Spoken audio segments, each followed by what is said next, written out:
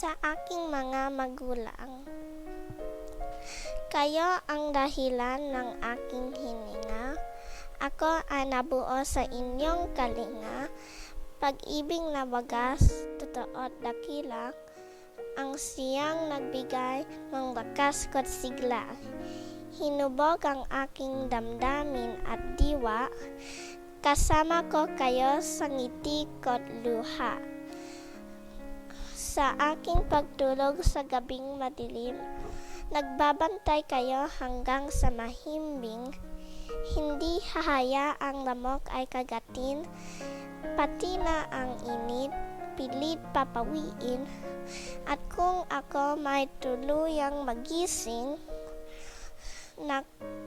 nakangiti kayong sasalubong sa akin.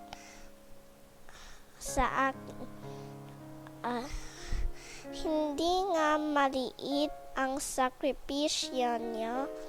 Simula nang ako'y maging isang tao, kaya naman ako'y may mga pangako, mga utos at hiling ay susundin ko. Igagalang kayo at irerespeto at mamahalin sa buong buhay ko.